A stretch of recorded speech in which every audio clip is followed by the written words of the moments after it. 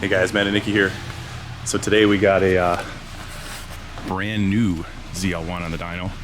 This is a 2022, and this is a completely stock car. So today we're going to do something a little bit different. I'm not going to be doing any dyno tuning, or I should say any computer tuning.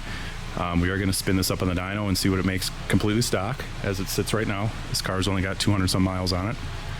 And then we are going to just change out the airbox to a Roto-Fab. And we've done this before on some of our earlier ZL1s trackside, and we've proven it that the Roto-Fab does not need a tune. You can simply just bolt it on and go. But so today we're going to prove horsepower gains of that Roto-Fab. Now this isn't, we're not sponsored by Roto-Fab, and we don't get paid by Roto-Fab, but we really like their intakes, and they always have treated us really well. So super nice car. This is just a badass car. This is one of those new, little bit different blue that GM offered in some of these later model ZL1s, and I should just say 6th gens. So yeah, we're going to start with a stock pull here, see what it makes, and then right on the dyno rack here, we're going to switch out the intake, and we're going to do back-to-back, basically completely stock to just a Roto-Fab. So let's set the camera down, get this thing spun up stock, and see what it makes.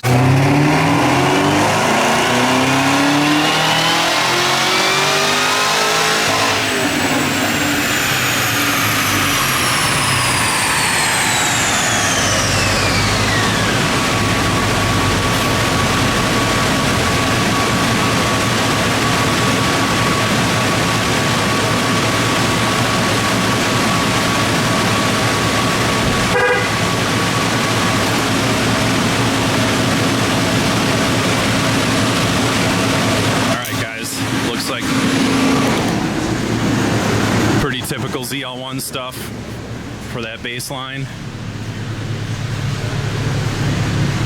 557 and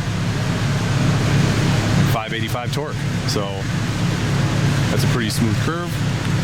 I had the, again, if you watch my other videos, obviously temperatures will be kept to the T on this run and the run with the Roto-Fab installed, just so we're not biasing it one way or the other. So yeah, that looks good for a baseline. That's about what I expected. So we're gonna go ahead, switch this intake out, get that all buttoned up on there, and spin this thing up again, and see if there's any kind of gain at all. So stay tuned. All right, guys, got that cold air intake put on. So and that's it. That's all we did. Roto-Fab, everything else is stock. So again, that's what we made. That was our baseline, completely stock. 220 miles on the car, 557, 585 torque. So we're gonna spin this thing up. I'm gonna bring it back up to temperature, exactly where I was before on the baseline. So we don't have any bias one way or the other. And we'll see what it makes.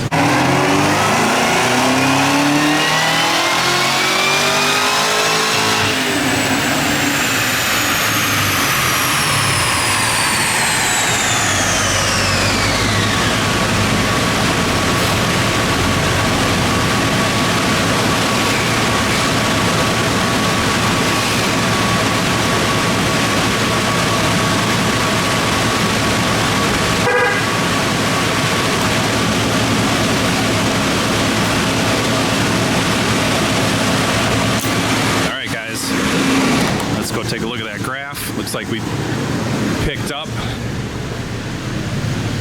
pretty much what I thought.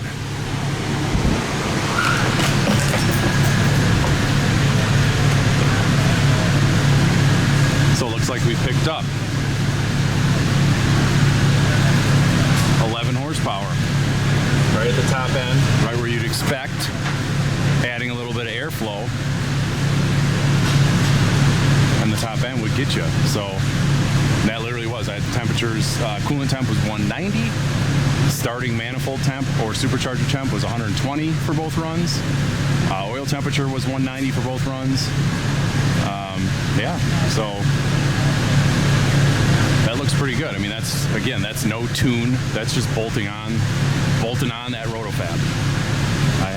I did not touch anything in the tune. So,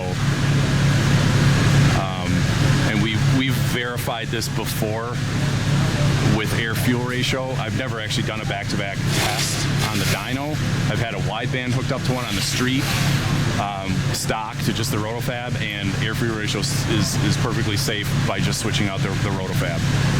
The Roto-Fab, the regular 4-inch Roto-Fab has the same exact internal diameter in the mass airflow housing as a stock intake. So there's no change to the calibration of the mass airflow sensor or how the computer reads the actual sensor. It's just the tube, since it's a smooth tube and you got the open element filter, it makes a little bit more up at the top end because you got a little bit more airflow coming into the supercharger. So yeah, we'll take a look at the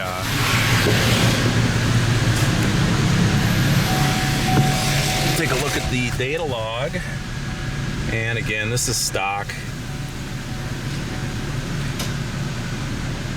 So the timing moves around a lot on these stock tunes. You can see that the knock sensors always pick up. A lot of this knock that you're seeing here is actually pre-programmed into the ECU. There's a static timing table that actually pulls timing on certain cylinders, and the data logger on these 6th gens picks that up as knock.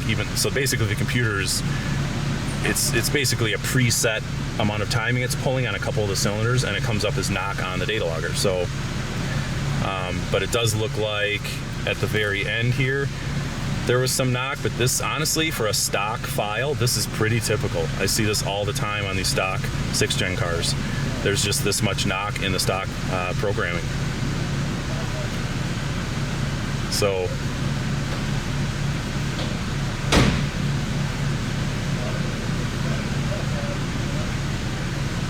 yeah, that's looking pretty good. So he's going to be back later for some more stuff. We just didn't have time to do a full day of dyno tuning on him with a full exhaust, and we got a bunch of other stuff going on. So for now, this is kind of a this won't be forever on this car. He's going to be back for some more work. So some headers and a system and a tune. So yeah, that'll be it for this video, guys. Thanks for watching.